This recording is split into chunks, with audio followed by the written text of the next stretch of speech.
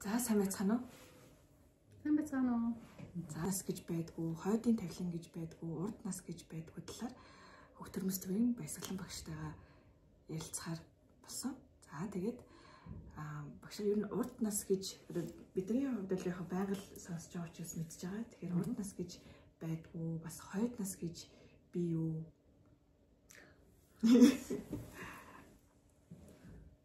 Урд нас байдаг. Хойд нас гэж байгаа. Одоо нэг энийг ингэж тайлбарлая да. За яг бурхан багш бол тэгэхээр түрүү хэлсэн байгаа тийм та нарын одоо ингээ өнгөрсөн удаагийн олон төрөлтүүдийг хэрвээ ингээ нийлүүлэх юм бол та нарын тэр яс чинь сүмбэр уурших болно. Та нарын ихийнхэн хөгсөн тэр сүүн чинь сүүн далаа шиг их болно. Тийм олон удаагийн төрөлтийг та нар туулан байж өнөөдрийн одоо зөвний сүвчтэр тогтох тусал ус шиг тэр алтан боломжийг олж хөндлөлт төрсөн шүү. Тэгэхээр яг гоо мэдээж бурхан багш гэдэг чинь 2500 жилийн хугацаатай гэгэрлийг нөөдөрч хүртэл гэгэрлийг өрн ингээд явагдаал байж байна. Олон хүн төрөлхтөн энэ 2500-600 жилийн турш бурхан багшийн сургасан тэр номлолдор асар олон гэгээнт нөгөөд бургатууд одоо номын их мэрэгдүүд тэрийг батлаа тийм ээ байдгиймаа гэдгийг гаргаж ирээд дээрээс нь алтан хайрцаг гэж зүйл уншиж байна. Маш олон зүйл ингээд энэ дэр хэлэгдсэн байдаг шүү дээ. Ялангуяа зурхаа судалдаг буддын гүн ухааныг нэлээм одоо өндөр түвшинд одоо гүн ухаан талаас нь мөн чанар талбай нэвтэрч судалсан хүмүүс бүгдийн нэг бол баталж байгаа шүү дээ. Энэ чинь одоо дээрээс нь гадаадын бас юунууд байна, шашнууд байна. Бүгд л өнгөрсөн нас байдгийг баталсан.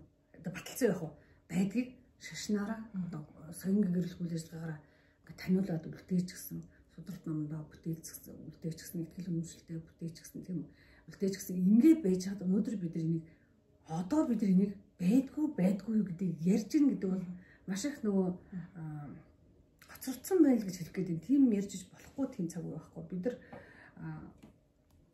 шал одоо өөр зүйл одоо хэрвээ бурхан одоо урд амьдрал гэж байдаггүй бол үйл өөр ханаас бий байгаа юм. Үйл өөр гэдэг нь зүйлийг ханаас гаргаж ирээд байгаа юм. Нэгдүгээр. Хоёрдугаар дараа төрөл байдаг нь одоо маш энгийн зүйлээр ярил л та.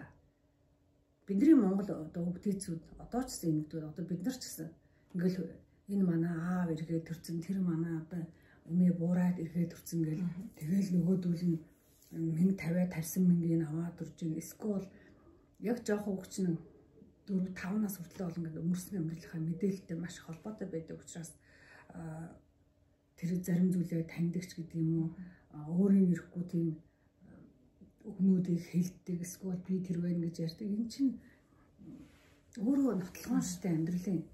За тэгээ одоо ингээд далд ертөнц рүү орсон, бэлэг ухаан руу орчихсон өөрийнхөө би хинбэ гэдгээ таны дотоод руугаа өнгөө дотоод хүнтэйгээ ярилцъя, дотоод одоо өөрийгөө нээгээд энэ олон хүмүүс бүгдээрээ өнгөрсөн амьдрал руугаа аялж ил байгаа, акаш руугаа аялж ил байгаа, өөрийнхөө ген рүү аялж ил байгаа. Тэндээсээ өмнө нь би хин бийж вэ гэдэг мэддэг болчиход байгаа. Тэгэхээр энэ бүх зүйлийг зүйл чинь өөрөө нотлохоо авахгүй. Тэрнээс нэг бурхан багш гэдэг тэнэг хүн гарч ирэл 2500 жил хүний ингээл буруу юм номлоо ал тий. Тэгснээ одоо ингээл хүндрэлтний тодорхой маас нь ялангуяа жоохон сүнслэг амьдрал руу орсон гэдэг юм уу, физик руу орсон, за далд ертөнц рүү орсон. Иймэрхүү тэгээд дээрэс нь өнө шашны гэн дүнгууд зүтгэлтэнгүүд байна. Олон пасторууд. Энэ бүгд чинь өөртөө энийгээ дандаа ярьж хахад энэ дэр ямар ч эргэлзэх зүйл байхгүй. Нэг би болохоор юу талаас нь ярив? Сүнс талаас нь ярив, алтан дээд одоо онол талаас нь ярив л да. Нэгэн цагт хүн төрлөختөн оогт энэ дэлхий дээр байхгүй. Дөнгөж гариг хэрэгс одоо манай дэлхий бий болоод тэгээд дэлхийн гадуур хөрш шороо бий болоод агаарнууд нь бий болоод гол булаг шанууд нь бүгд бий болоод дахиад дээрээс нь яг энэ үед бол басаа амьдрал үүсэн гэдэг эрдэмтэд судлаачид бүгд ингээд тодорхой ингээд шат шатандаа ингээд батлаад археологийн нь антропологийн нь одоо угсаалтан зүй судлалын гэдэг юм олдор судлалын нь бүгдээрээ ингээд гаргаад ингээд тавиад л явж л байна. За тэгээ дээрэс нь алтан дээд үнэлгөө судар дээр том моны онол гэдэг онол байж л байна. Сүнсний онол гэдэг байж л байна. Эзэн бие онол гэдэг байж л байна. Чин өмнө онол гэдэг байж л чүн өмнө онол.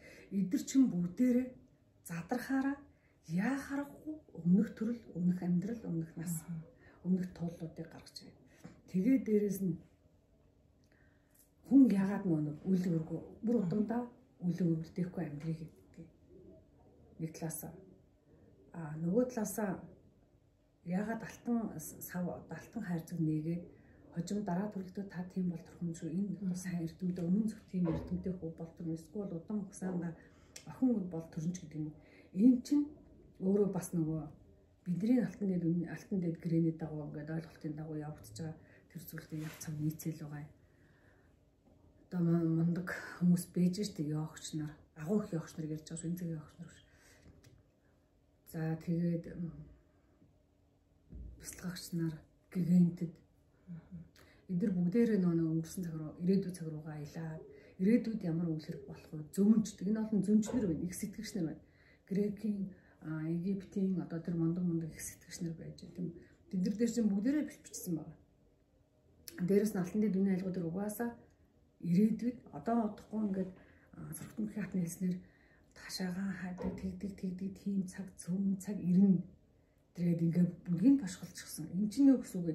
850 жилийн өмнөөс ирээдүйд юу болохыг зөвмжсөн зөвмжлөр зөмлөө бичсэн зөнгөвсөн Нострадамус байж тийм үү, Ванга байж бүр хамгийн энгийн жишээ авч ирэх юм бол тэд нар хаашин тийм тэнэг хүмүүс юм. Өөртөө чадвартай гэдгээ тухайн цаг үедээ нотолцсон.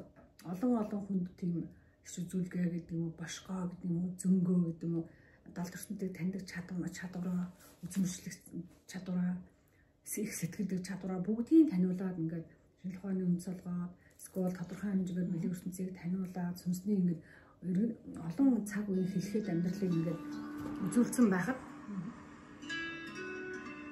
үзүүлсэн байхад энийг одоо ярих дэмэлтэй нэгдүгээр. Тэгээд одоо тэгвэл яагаад одоо хамгийн энгийнээр ярил л Далай лам хэрэгс төр. Одоо тийм одоо Далай ламын төдгөр дүр. Гэт ингээд тодроод байна. Энд чи юу гэсэн үг вэ? Тэр хүн иргэн төрөөд ин гэсэн үг шүү дээ. Эсвэл тодорхой хэмжээр ховлж төрөөд. Ховлгаадууд ямар үүрэгтэй? Тэд нар ховлж төрсөн. Дүрэн ховлгож төрсөн, чадвараа ховлгож төрсөн. Одоо юу гэдгийг авиас бэлгэн ингээд ховлгож төрсөн. Тийм учраас ховлгаадууд тодроод байна. Тийм учраас Далай ламууд тодроод байна. Эн чинь зөвхөн агуу хүмүүсийн дүр дээр тэгж яригдж байгаа бол яг жирийн бидний ховдчихсэн өмнө иргэн төрөлтүүд байгаад. Одоо жишээлбэл данзаа явж байгаа хутгтын бичсэн зохиолод шүү. Өөрөөгөө хэдэн 20 үе лөө 20 удаа иргэн төрсөн гэдэг 20 лөө 21 лөө үеийнхаа иргэн төрөлтийг ингээд бичиж үлдээч гэсэн агуу хүмүүс байж лээ хутгтууд. Тэгээд энэ бүгдийг одоо хайш нь хийх гэдэг бид нар тэндээс тийм ухаантай биш байхгүй юу? Тэгээд бүр ийм зарчим байж л одоо энэ манай өвөө төрсөн, эмээ төрсөн гэдэг нь юу гэдэг вэ? Бид иргэн удамдаа төрдөг гэдгийг нотлоо. Магадгүй өнөөдөр би ингээд бурхан байхгүй, иргэн төрөлт байхгүй гэж бэсэн ч байхгүйгээ тэр зүйл байхгүй болчдөг биш. Би нэгэн цагт эргэж одоо өөрийнхөө ач ч юм уу, зээд ч юм ингээд төрөөд магадгүй болчих юм уу. Иргэн төрөх нь жам байхгүй юу? Жам гэдэг зүйл. Тэгж байж нөгөө нэг их хөрөнгө хүн хэлхээ буюу нөгөө цаг хугацааны залхамж хэлхээ, залхамж халаа гэдэг юм чинь ингээл эргэлдээл явж байгаа. Өөрийнхөө цусныхаа удмынхаа өрсөд төрдөг. Тийм хөгжил гэдэг чинь зөв нэг юм эхлэл төсгөл. Өсөрмөл ингээл урлаа тийм үү? Байхгүй болоо дараа жил урлаа. Дахиад урлаа. Энд чинь өөрөө яг эргэн ирдэг мөнх. Хэрвээ мөнх биш байсан бол тийм үү? Мөнх хөх тэнгэр гэдэг ойлголт шилэг байхгүй шүү дээ. Мөнх бусын хорвоо гэдэг нь цаана мөнх зүйл бас байдаг шүү гэдэг хэлээд өгчихсэн зүйл байх. Махан бие бол мөнх биш гэж болно. Энэ угаасаа махан бие мөнх биш. Уус ургамлын одоо бодит төрчсөн мөнх биш. Гэхдээ мөнх биш юм шиг гэрнээр хагдарчлаа, бүгд байхгүй болчлоо. Буцаал дахиад соёлоод дахиад үндсэн байгаа цагт. Тэрэн шиг өрн болоод үндсэн байгаа цагт соёлдог шүү. Бид ч хийсэн өөр удам үндэстэй биш үү? Тэгэхээр дахиад эргээл төрн бэл явж идэв. Яагаад ер нь одоо иргэн төрдөг юм бол үйл нь эсвэл одоо ямар нэгэн дутуу хийгээгүй үйлээс шалтгаалаад тэр үлээ гүйцэх гэж дахин төрт юм болов эсвэл одоо хүн төрлөختөн чинь нэгэн цаг амтны л байсан шүү дээ. Одоо нэг яг энэ эрдэмтэд судлаачид энэ юм дээрээ гаргаж ирсэн. Эхлээл хүн төрлөختөн яг юм одоо хүн бичнээс үүссэн гэдэг одоо онол биш яг бичнээс үүсээгүйгээд биччихлээ тэр нь сүнсний төвшөндөө яригдж байж олон байна. Ямар тайчсан бэ хүн бид яг ийм дүртэй байгаа гэх юм эртний хүмүүсийн зураг хүртэл алмассаг ч юм уу мангасаг ч юм уу янз янзын гэж гөрөөс дүртэй гэл ингээл байж лэн за ингээл бусад нэг шашнуудад ч гэсэн хүн нэг юм амтнаасаа хүн болсон шүү гэдэг за ярил л да Египтийн агууг соёл иргэншил хэдэн мянган жилээр хүн одоо дэлхийд орхисон яг дэлхийд оршиж байсан тэр мундаг соёл иргэншил байна штэ. Манай иргэний 15 мянган оноос 15 мянган одоо жилийн өмнөөс тэгээд манай иргэний 1 2 3 дугаар одоо ер нь хүртэл дараа нь грекийн залгамжилж авсан ромын залгамжилж авсан тэр бүх соёл иргэншил чинь одоо ингээл тэн дээр чинь ингээд маш дэлгэрэнгүйгээр тэр өндөр соёл тэр агуу том пирамидуудыг агуу том тэр соёл иргэншлийн үлгээнүүдийг байгууламжуудыг өнөөдрийн бид нар шиг хүн бүтээгээгүй л ахгүй. Одоо тэр олон мянган жилийн туршдаа 2 3 мянган жилийн турш 7 8 мянган жилийн турш бүтээсэн тэр зүйл нь өнөөдрийн цаг хугацааны уртад яг л тэр сайхан дүрхээр яг л анх бүтээгдсэн шахуу тэр байдлаараа оршоод байна гэсэн тэр зүйлийг бүтээж чадсан хүмүүс өөрөө ямар оюунтай хүмүүс байх вэ? Ямар одоо нэг эрдэмтэй хүмүүс байх вэ тийм үү?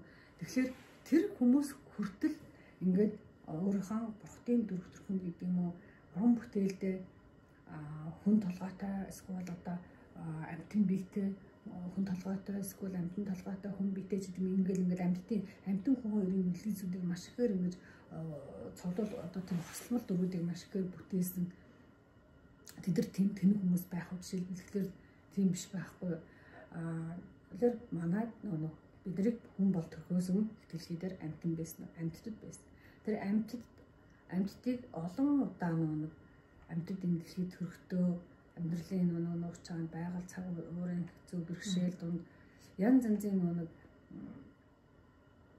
одоо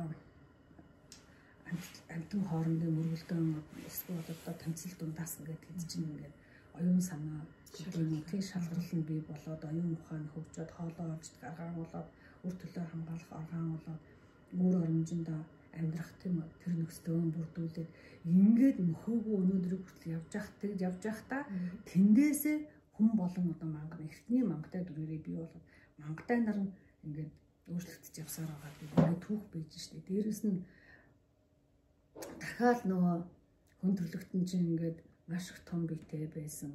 Дараа нь том бие нь одоо лимүрийн үеийн одоо 10-аад метртэй ч гэдэг юм уу одоо янз янз тийм үү 9-өөс нэг 10 11 12 метртэй байсан тэргээл тэр нэг хамгийн гол нь андар нэг судалгаагаар олдоод байна шүү дээ. Олдруудаар олдоод байна шүү дээ. Том ястай том хөлгаар балчинтай том тарих нэг бүтцтэй тэр олон мөсөн дотроос ч олдчихлээ агуудаас ч олдчихлээ эсвэл хөрсөн дотроос мөх цэврүүд дотроос олдчихлээ. Энд чинь юу гэвэл анхаар хүн тийм том битэй байсан. Дараа нь дахиад атлантчуудын үед арай 2-3 метр жижигрээд тэгэл бидраас хамаагүй том 6-7-8 метр тийм үед байсан. Ингээд дараа нь ингээд ингэсэн ингээд бид нар одоо арай бага дүртэй болсон битэй болсон. Энэ бүгд чинь өөрөө энэ дэлхий дээр маш олон үеийн хүнд хүмүүс амьдарч ирсэн гэдэг нь харагдаад байгаа хгүй. Тэгээд тэд нар чинь яг махан биеийн ингээд юу нэг удаагийн юм шигээр бидэрт бол харагдчихаа. Гэхдээ тэрний цаана бид нар арга билгийн ертөнцид амьдарч байгаа. Эрчмийн ертөнцид амьдарч байгаа. 5 бодит ертөнцид ингээд төмөн бодисын ертөнцид амьдарч байна. Төмөн эрчмийн ертөнцид амьдарч байна. Тэгээд одоо шиг Библиэд бичсэн байж байгаа шин. Яаж нөгөө нэг юу яасан амьдрал бий болсон тухай амь гэдэг зүйл яаж бий болсон тухай бас л тэнд адилхан хүмүүс нөгөө мянган жил одоо нэг тэр төдөн одоо насандаа 900 хэдэн насандаа тийм хүүхдээ дөрвөлээ 800 хэдэн насандаа тийм хүүхдээ дөрвөлээ энэргээ тэр үе юусэн хүний нас маш урт байсан гэх. Тийм агуу том битэй хүмүүс уртлан настай байсан байлгүй бодвол. Тэгээд тэн дээр бичин. Тэгээд дараа нь нас нь багасаа дараа нь хүний нас тийм болоод тэгэнгүүт 100 эдэн настайдаа тийм хүүхдэд төрүүлээд ингээд 90 эдэн настайдаа тийм хүүхдэд төрүүлээд ингээд бүхэл бүтэн цаг хугацааны товчхон ба штэ ариун библиэлд. Тэгээд тэрийг хүндрэлтэн өндөр хэдэн хувь уншиж байгаа. Бүгдээр 30% уншиж байгаа гэдэг нь дагаж байгаа. Тэгэхээр тэр бүгдээр энийг чинь өгдөөцийн ариун ном судрын ариун библиэгээ шүтэж байхдаа энийг байдгийг сүнсэн таниад оюун ухаан мэдрээд ирэх чинь дагаа явж штэ. Тэгэхээр энэ байдгийг нотолсон л зүйл болоод түүхийг мартуулахгүй тул содрог бүтээлд нь шингээгээд үлдчихэд та нар ийм олон одоо нэг үе одоо соёл иргэншлийн дүр төрхийг дамжаад ингээд амьдарч байгаа шүү гэдэг юм бас л уг нь бол нотлогоол юм л да. Бид нар бол шашныг яагаад ч үүсгэж болохгүй байхгүй ямар ч шашныг яагаад ч үүсгэж болохгүй. Яагаад бол шашин гэдэг зүйлийг их сэтгэгч нар хүн ухаанд нар бэлэг эрдэмтэд тийм шашин үүсэхгүй л дээ. Тэгэхээр ямар ч шашныг бид үүсгэж болохгүй. Тэр шашныг ямар хүмүүс бүтээдэг одоо бий болгодог гэхээр гэгэнтэнгүү бурхтууд их сэтгэгч нар их зүнч нар эрдэмтэд гэдэг тэгээд дээрэс нь за хамгийн оргил болсон оюун ухааны өндөр чадвар тунгууд бүтээдэг. Бүтээдэг буюу өртөөлж болгодог. Шашин гэдэг зүйл чинь зүгээр нэг оюунаснаас цохигдоод бас гарч ирдэг зүйл биш. Одоо ариун библийг яасан олон өртөөлөгч нар өртөөлсөн.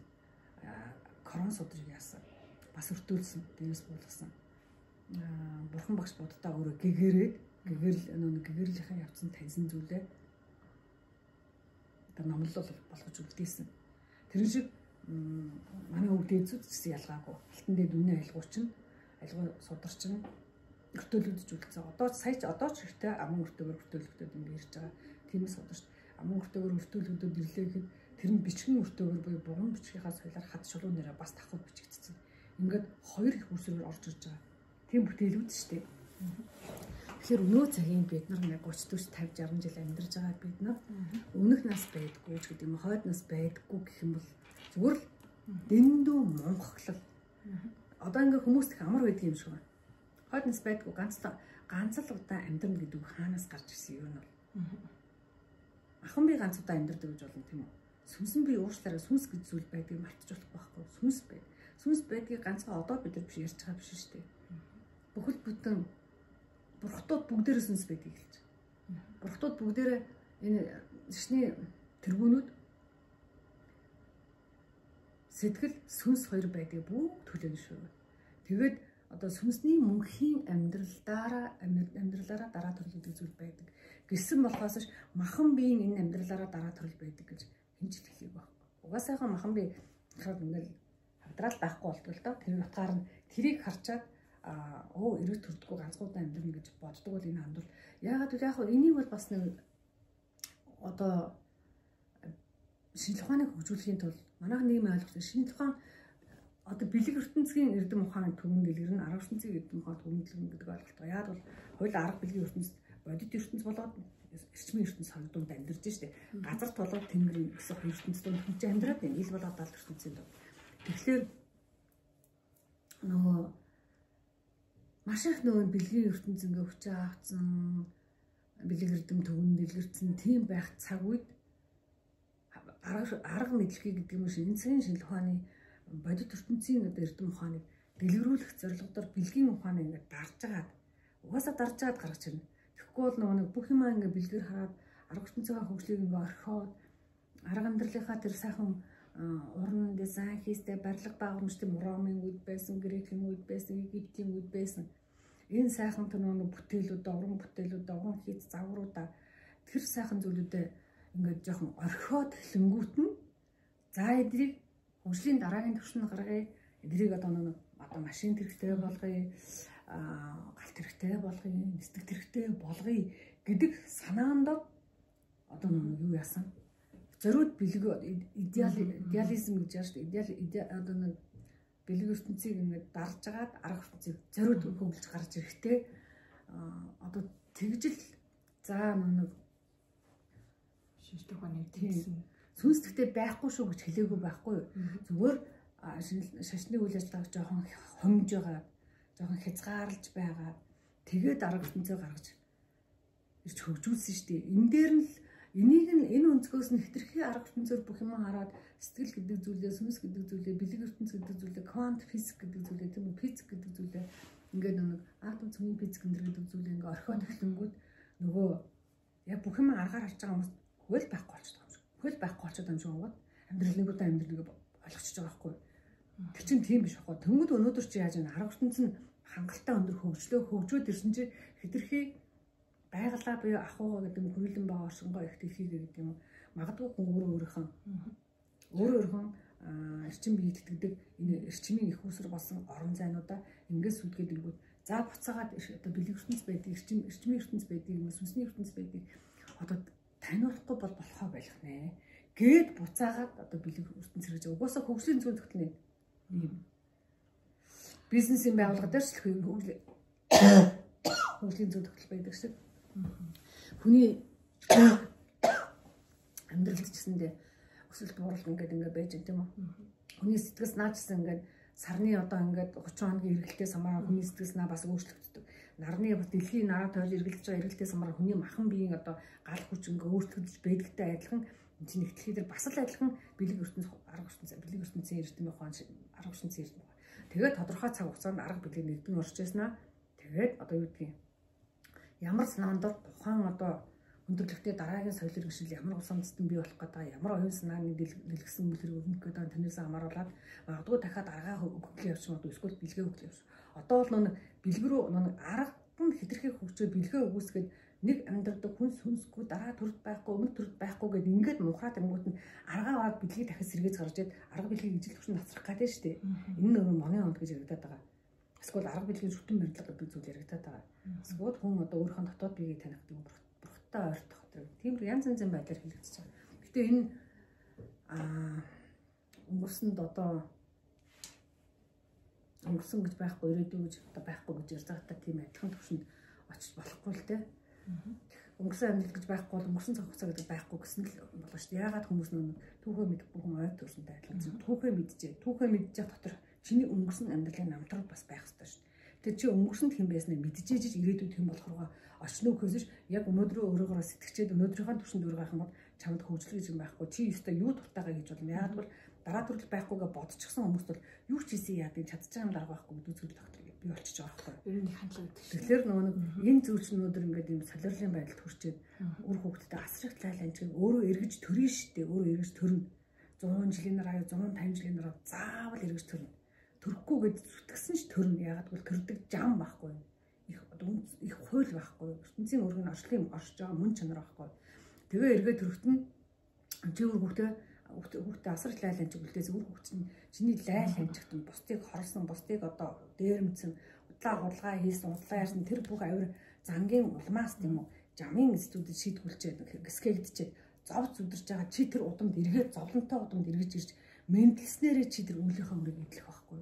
Тэгэхээр үл карма гэдэг зүйл байгааг цаанч энэ ч өөрөө бид хамгийн гол нь бид энэ дэлхийд яах гэж төрсөн юм. Тодорхой хэмжээгээр за бүр энгийнээр ахын бол хүмүүс жоохон сүнсээ хөгжүүлэх гэж төрсөн шүү дээ. Сүнсний хэмжээстэй ахиулах гэж төрсөн. Сүнсний хэмжээс чинь чиний өр зүрхний боловсрол болоод тарих оюуны боловсрол гэдэг зүйлээр хэмжигдэнэ.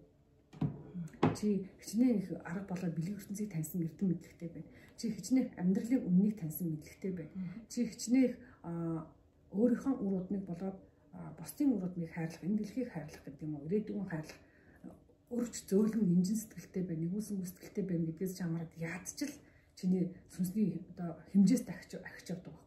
Тэгэхээр тэр хэмжээс чи сүнсээ хөгжүүлээд ахиулаад үр хөвгтдээ үнэн амьдралыг гэдэг юм жамын амьдралыг таниулаад зөв байх амьдралын үнцнийг таниулчаад ингээд явах юм бол чиний хүүхдүүд зөвл яваад байна. Чи эргэж ирэхэд чиний удам бусаа сайн сайхан зайтай өндөр одоо хувь шиг хүрсэн оюунлаг эрдэмтэй өрөвч нинжин нэр хүндтэй тийм сайхан одоо удмал чамайг тосч байгаа. Чи тэр эргээд дахиад илүү их юм сурах боломжтой, илүү их сайхан зүйлийг бүтээх боломжтой явлаа чиний сүнс хөгждөө.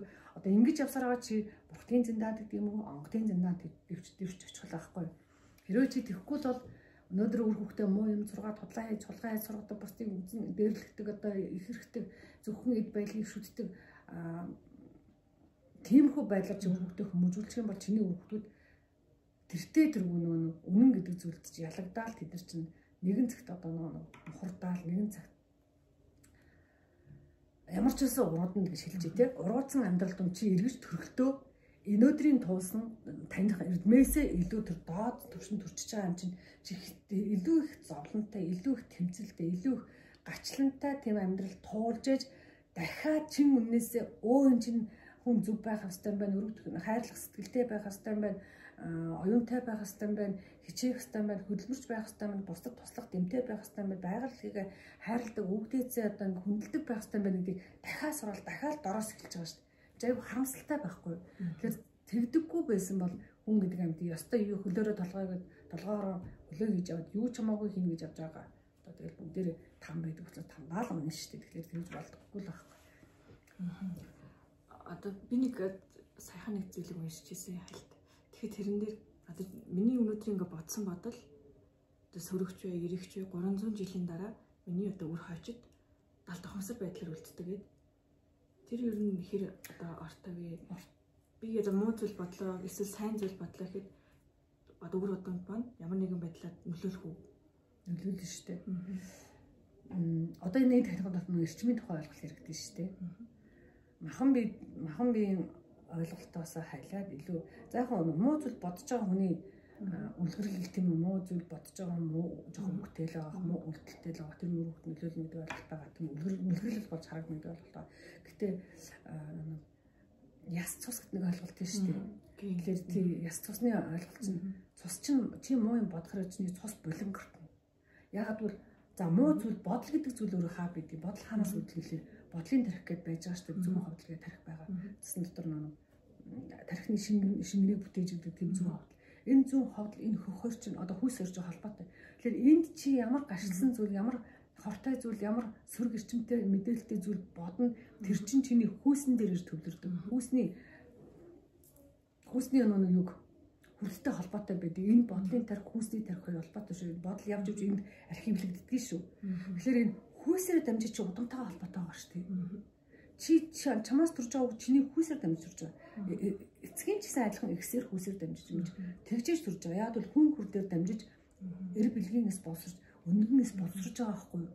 Тэгээд тэндээс ингээд тэр хүүхдүүд төрчөд их хөрөн хүн хэлхээгээр хүн хэлхээгээр нөгөө сөрөг таагүй тэр мэдээлэл чинь генес гэдэг дамжиж авчдаг. Одоо нөгөө бидний тийм учраас нөгөө юу удам цэвэршнэ гэдэг ойлголт энэ нөгөө нэг халдсан цус болонгортуулсан цусны дээрээс үүссэн өндгөн эсвэл эрэс тодорхой хэмжээний сөрөг мэдээлэлтэй төрж байгаа.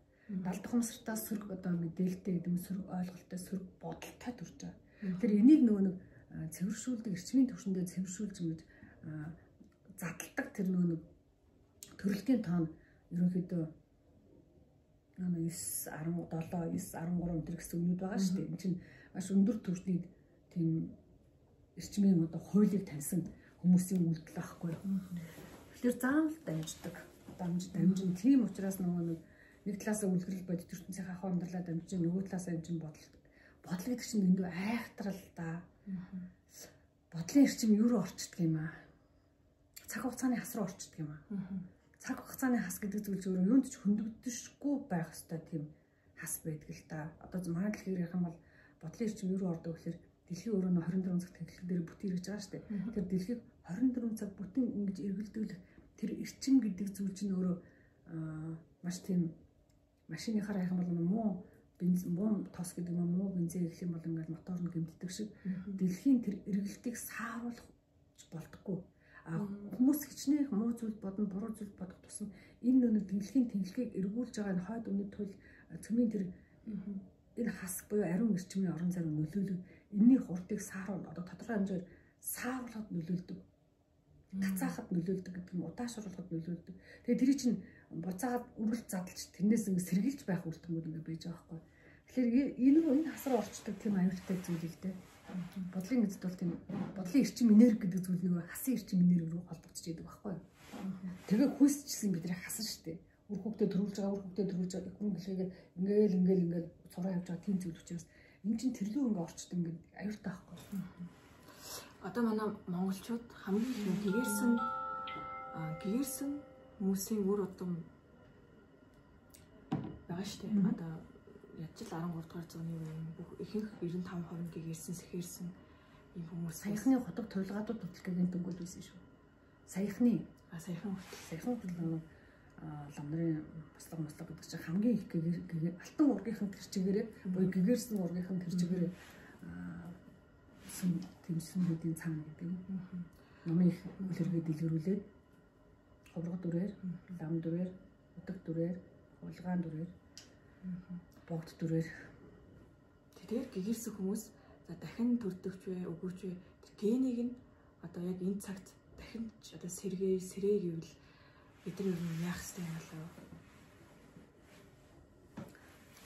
Нэг үйлдэл хийхэд л тэр одоо ген сэрх бүрэн боломж юм байдаг байгаа шүү дээ. Нэг үйлдэл хийх нь чараа юм. Дадалтай тийм юм нэг. Харин дээдтэйгээ хүүгээрээ холбоотой. Хүүсээрээ. Би миний 10 төрөл шиг миний 10 үеийн дээдх аав ээжтэй би хүүсээрээ холбоотой. Өөрхөн аав ээж рүү холбогдлоо. Миний аав ээж дээр байгаа аав ээж рүү холбогдлоо. Дахиад аав ээж рүү холбогдлоо. Ингэж явсаар байгаад би хүүсээрээ одоо нэг дээдтэйгээ холбоотой шүү дээ. Тэгэхээр дээрэс нь энэ хүүгийн эрчим энерги чинь X-ээр дамжиж явдаг. X-ээр дамжиж явдаг. Дэх хүмүүс бол X-ээр болдог. Ёсчонслог байсан. X чи өөрөө илүү тийм яг эрчимийн төвчнөд 70% төвчнөд байж байгаа. Тэгэхээр нөө итгэвчтэй мөргөж төрсөн эцэг хүүхдийн буйранд очиж мөргөж хүндэтгэл үзүүлж одоо ээж аавдаа хайртайгаа илэрхийлж адис авахын хэрэг өргөл өргөхийн хэрэг мөргөл үлдэхийн хэрэг залбирахын хэрэг даатгахын хэрэг нөгөө өвгдээцийн хүн хэлхэр байгаа бид нэвтрээд ороо авчихсан. Хэдэн үеийнхэн өвгдээцийг чадна тийм ээ хайрлж инэрч чадна одоо оргийн бичгээ хөдөлж чадна эсвэл алтар нэрийн дээдэлж чадна тэр хэмжээгээр энэ хүн хэлхээгээр маш амархан холбоосууд үүсээд бид нар буцаад нөгөө хүн хэлхээгээр дамжаад яг тэр өвгдийн нөгөө мэдээлэл рүү мэдлэг рүү чадвар руу урд руу тийм өвдөс рүү орох боломжтой. Тэгээ яг хүүстэй чинь цаана бидний хөх толб байгаа штэ. Хөх толб чи өөрөө газар дэлхийн нэгсэн эрчимтэй холбогдоод бид өөрсдөө хүүгээрээ өвдөөцийн хүн хэлхээрээ холбогдоод тэгээд эний чинь тэгэл сэргийх боломжтой. Тэгэхээр маш их нөгөө чин бишвэл гэдэг шиг маш их нөгөө утга учиртай сүсгэлэл хэрэгтэй байхгүй. Хайрлан, бишрэн, дээдлэн, хүндэтгэн одоо талархан одоо тэгжил шүтэх тусам сүсгэлэх тусам энерч хайрлаж мөргөх тусам мөргөл гэдэг чинь том ойлголт байна шүү дээ. Өргөл өргөх тусам тэр хэлхээ үлдэн ч ээж аваа дурсан санах тусам хүн үнэхээр хүн хэлхээ хүн одоо хүрд хүчрхэг байж чадах юм бол бодлын хүрд хүчрхэг байж чадах юм бол яаж ялангуяа бодлын хүрд хүчрхэг байж чадах юм бол цаг хугацааны аль ч орон зарим нэвтэрч чадсан шүү дээ. Хасынхаа эргэлтээр дэлхийн хасан эргэлт рүү орлоо, сарны хасан эргэлт рүү орлоо, нарны аймгийн нарны хасан эргэлт рүү орлоо. Магадгүй хүн таан удны эргэлт рүү орлоо шүү дээ. Ямар цаг хугацааны энэ хас босоод тэнхлэх гэдэг нь эргэлтийн тэр хасны орон зайн энерги рүү мэдээлэл рүү орж чадсан тэр хэмжээгээр цаг хугацаа туулах боломжтой. Ер нь цаг хугацаа туулахч нар хасан эргэлтэнд гэдэг шүү. Хасан эргэлтэнд гэдэг шүү. Одоо нэг хас гэдгийг бас нэг портал гэж та хэлж ирсэн. Яг би бол сайн нэг дэлхийн нэг тэнхлийн хасыг ярьж байна л да. Тий энэ хас чинь нэг босоо тэнхлийн хас. Тэр портал гэдэг чинь болохоор за жишээлбэл манай дэлхий дээр за сүүн зам галактик гэж ярил л да. Тэр сүүн зам галактикийн портал болсон орон зай хав жишээлбэл байгальтлаа шүү дээ. Тэгэхээр хасан орон зай. Тий. Тэгэхээр энэ чинь тэр хоёр хоорондоо ингэж хаалгаараа нэгдэж байгаа гэдэг нь сууд суугаар. Гэхдээ тэрний цаана дандаа энэ хас эргэлтээ эрчим явж байгаа шүү дээ. Тэгэхээр тэргээр нь хас гэж хаалга буй портал. Тэргээр холбогдчихад тохиолдлыг бол портал гэдэг нь нэлээд байгаа л да адилхан хасалтай. Гэхдээ миний ярьж байгаа бол цаг хугацааны хас гэдэг нь өөр байхгүй. Орон зай хас гэдэг нь өөр байхгүй. Тэгээ орон зай хаалга болсон хас гэдэг чинь өөр байхгүй. Багшийн хасын сонирхолтой санаг. Хүмүүс бас их сонирхолтой санагдаж магадгүй бас байнга л асуудаг л та. Хүн яагаад одоо өмнөх төрөлтүүд ингэж мартцсан одоо байдаг юм бэ? Ер нь хүн болгол дотроо хүн юу нэргэн төрдөг гэдэг нэг тийм бас нэг юм зөнж юм байж идэг шүү дээ. Би өвөн төрж исэн бол тэр төрөлтүүдээ ер нь мэдж болох уу? Мэдээгүй л яаж мэдэх вэ? Харин Зөнгөө сайжруулах гэдэг нэг ганц зүйл ирдэг л та зүүн бэлгээс.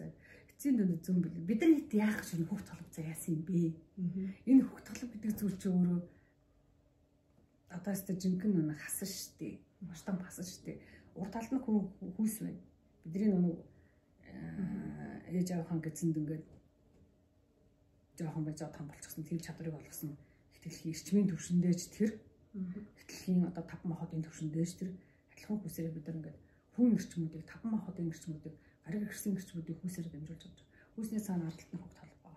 Тэгээд дээрээсээ энэ чинь дэшээ ингээд босоогоч тэнхлэгээрээ сая нэг цагийн хас гэдэг шиг босоо тэнхлэгээр ингээд бидний тарих идрэхтэнд бүгдэнтэй холбоотой доошоо хөлийн үйл хүртэл бүгдэнтэй холбоотой биш үү? Тэгэхээр за хөвгт толбыг сэрэх аргуудын зан заншил байгаа. Зан заншил байгаа. Чи хичнээн одоо зан заншлаа дагна гэхлээр хүмүүс ингээл их өнгөцгөн бас ойлгоно. Учиргүй ингээл малчин болоод нүүдэлчин болоод явна гэж ойлгоно. Бас тийм биш л дээ. Одоо уртын дуу сонсоол байдаг хүн өсөг хөвгт маяндаас сэрэгчин. Марин хуур тавалдаг, сонсдог, өөрөө бас марин хуурыг дээдэлж ингэж марин хуурын аялгаунд ингэж хэмнэл нэгдэж чадах юм бол бас л адилхан хөвгт толбол тэрийг хүлээд нөгөө нэг хөвгт толбыг нөгөө хүчрэг байлгах 90 цэвэр гэж үйдэг. 90 цэвэр үүд чинь нөгөө сүв цагаан идэж чи орно. Тэгээд түүх чинь орно. Чи зүүн бэлгээ сэргийхэн түүх юм шиг хамгийн хүчтэй сэргэн. Тэгээд дээрэс нь нөгөө Монгол тэр 90 цэвэр багтдаг. Нарийн 3 наадан байна. Гөрөн үлрэлтэй амьдрал байна. 5 хуршин малын цагаан идэ сүв байна. Тэг бас тодорхой хэмжээтэй ах нь байж болно. Гэтэ үлрэлийн чанартай. Гэт ингээл тэгэл нүн онцгон байна, үлгэрэн байна, домгон байна, туйлсан байна. Энэ эдгээр тэгэл маш олон соёл байна. Эдгээр чинь өөрөө 90 цэвэр. Энэ чинь өөрөө эрүүл энгийн сурах албатай биш. Аль нэгний төгс эзэмшгэд л бидний нөгөө хөвгт толб сэргэл байж чадах юм бол тэр нөгөө хөвгт тарих бас гээд байгаа хөвгт спитал тарих. Тэр мэдэр чинь өөрсөө угаасаа нэг хөнгөлөөд нь тэгэл тэндээс бид нар гиппокамп гэдэг мундаг тарих биш шүү дээ. Мэдээллийн тарих. Шууд мэдээллийн орон зайруу, цаг хугацааны орон зайруу их мэдээллийн сан хөмбөг рүү ордог тарих байж гиппокамп буюу далайн амир. Тэгэл эндээс чинь бүх зөнгүүд гараад ирэх боломжтой. Ер нь таринаар бас нэг таринаа уншаад буртаа шүтэн дээлээд тэдэртэйгээ бас нөгөө магтаал өрөөлөөр нь холбогдоод ягаад энэ боддын гохонд маш их магтаал маш их өрөөл байдаг. Энд чинь нөгөө л 90 цэрүү гэж нэр шүү дээ. Магтахлаар яадаг хүний галан чанар буюу хөвгт толбны чинь гал өөрөө сэргэн. Энэ биений чинь гал чанар нөгөө олон тархины чинь гал чанар сэргэн. Гал чанар их байхын хэрэг нөгөө сөрөг мөн мэдээлэл чинь тэнд тогтоохгүй дандаа нөгөө амин орон зай, цөм орон зай, хасын орон зай руу нэвтрэх үүд хаалгач нээгд өнийн бид чинь тэгэл тэндээс мэдээлэл авах боломжтой. Алтан нарны цөмөөс мэдээлэл, хэвлэлийн цөмөөс гэдэг юм ингээд явчих боломжтой. Дэлгэр нь эрүүл бас ямар ч үстэй дандаа нэг зам мөрөө ингээд нөгөө зам бартаад уучрах сав бэрхшээлийг холдуулж идэв. Ингээд энэ олон соёлууд чинь бүгдээрээ нэг байхгүй да. Тийм тэгэхээр одоо нэг тэр олон нэр цэврүүдийг хийхдээ ямар ч юм хийхдээ өр зүрхнээсээ л хий. Өр зүрхнээсээ энэ өрцөн дотроос өр зүрхнээсээ л хий. Өрцөн дотроос буюу өр зүрхнээсээ хийж чадж байгаа бүх юм өөрөө тэр саяын миний хэлээд байгаа цөм орон зай гэдэг байгаа шүү дээ. Цаг хугацааны орон зай чинь их дэлхийн нэг хойд өмнөд туйлын хооронд ингэж явж байгаа галан тэмс том судал байгаа шүү дээ. Тэнхлэг одоо машины ухаар одоо юу ч гэдэг моторын нэг ваал гэж ярьдаг шиг тийм тэнхлэгүүд байгаа шүү дээ. Тэн дээр чинь дандаа нэг эргэлтийг бий болгож байгаа юу байгаа. Эрчим энерги л байгаа. Татах энерги, түлхэх энерги, за цөмийн энерги гэдэг юм. Ингээд тэр галан орон зайруул нэгдэж чадаад байх юм бол чи сая ямар ч нөгөө цаг хугацааны аяллаар нөгөө өнгөрсөнд очиод өнгөрснөөхөө одоо мэдээлэл рүү орох тийм боломжтой учраас тийм гал чанарын өдөөсөн тэр саяын ярьдаг магтаал гэдэг зүйл чинь хүндлэл хайр гэдэг зүйлээс чинь дандаа л урцнаас чинь дандаа хайрын эрчим энерги чинь өөрөө цөмийн эрчим энерги шүү дээ. цөмийн эрчимээр, дэлхийн цөмийн эрчимээр, нарны цөмийн эрчимээр тэр бүгдээ чи хайрын нэрч очоод холбогдчихно. Тэгээд тэр чинь өөрөө өрцөндөө. Тэгэхээр бүхэн өрцнөөс ингээ бүр өр зүрхнээс чин сэтгэлээсээ хий. Чин зүрхнээсээ хий.